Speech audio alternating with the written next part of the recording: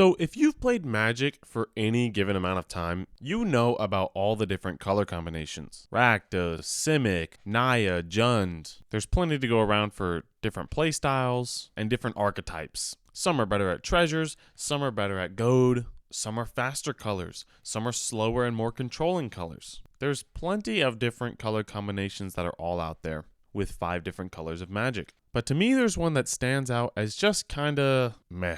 And that's in fact the one that includes all of the colors. 5 colors, and especially 5 color decks in Commander, are just kinda blah. I honestly think when you're building a deck around a certain strategy or a certain commander, you almost want that limitation of 1 to 4 colors. But when I look at 5 color commanders, all of them are just kinda broken. And I don't mean broken as in they're really, really good. I mostly just mean that almost all of them lack identity. And the only identity they really have is within the commander itself. What does the commander want to do? Okay, cool. We'll build a strategy around it. There's 5 color sagas. There's 5 color legends. 5 color aggro, I guess. 5 color do plenty of different things. 5 color ramp. Slivers, just a bunch of decks that have 5 colors in it, and it kind of just leaves me with the question of why. So today, I'll be covering my gripes with the 5 color combination, why I think the way I do, and kind of just state my case as to why I personally find 5 colors very boring and uninteresting. So I've got 3 main reasons as to why I don't like the color combo. One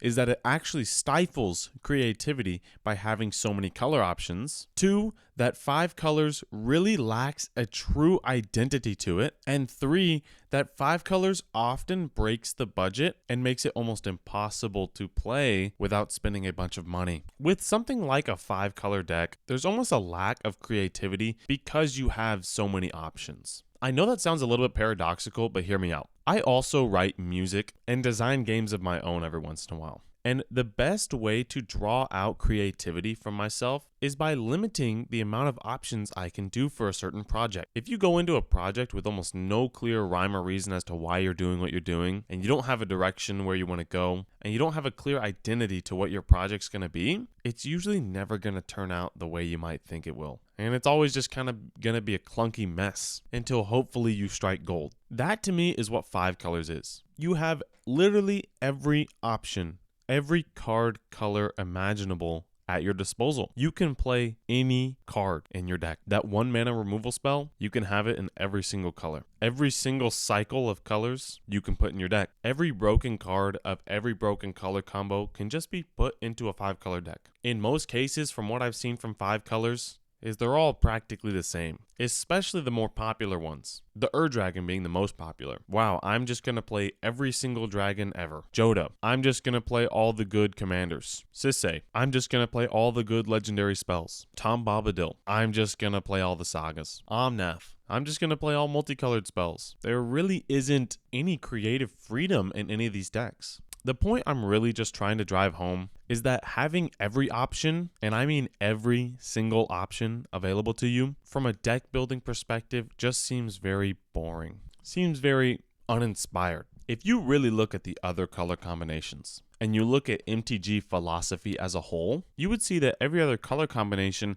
has its limitations and has its weaknesses as well as its strengths. They're all limited in some way. It's these limitations that allow for creativity in the deck building process. But when you have access to every single card, the creativity is not quite as there. It's a difference of, I'm going to choose this spell versus this one. It doesn't matter about the color. In almost every single case, you want to play the card that's best in slot in 5 color. And actively choosing not to do so is actively choosing to have a worse or clunkier deck. Red, white, green wants to do something totally different as white, blue, black. But 5 color versus 5 color, what's the difference?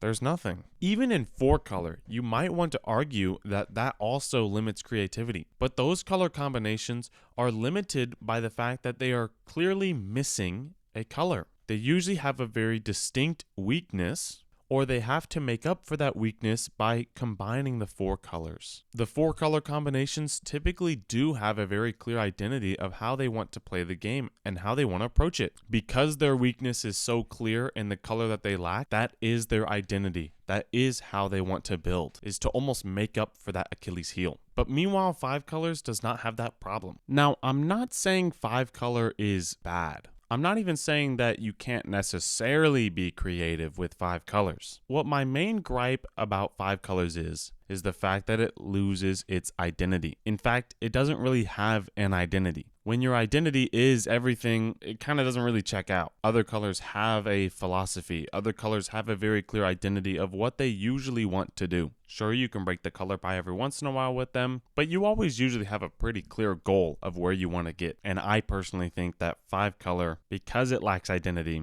is pretty boring. Now that we've talked about the identity crisis that 5 colors has, let's talk about the price of these 5 color decks. Do you know how many videos I've actually seen of 5 color decks and how to build those land bases? The mana fixing alone is already hard enough and in most cases more expensive than some actual commander decks. Take a mono-colored commander deck, you could put some expensive staples in there and still not be spending so much money, simply because you can just have basic lands. Even in 2 color, you still have a lot of basic lands to work with. But in 5 color, good luck. Now, of course, proxying is a thing. You could always just proxy a 5 color mana base. But that is just the lands. What about the rest of the deck? If you're like most other 5 color decks, you are shoving your deck with value. Legends matter. Enchantments matter, sagas matter, multicolored matter. You're just shoving in the best version of all of these themes. The best legendary creatures you want, the best multicolor spells, etc., etc. I'm not saying you can't play 5 colors on a budget, but it's certainly more impressive if you're able to find out how. So these are my thoughts on 5 color decks and 5 color as a color identity as a whole. As you can tell, I'm not a huge fan of it, and I honestly think that it lacks the identity that other color combinations have. I think it limits deck building creativity, and I think it's also difficult to effectively build a budget deck around it. I'm not going to deny that 5 colors can be powerful, and I'm not going to deny that sometimes you can get creative with 5 colors. But me personally, I'm going to stay away for now. Until next time, thanks for watching.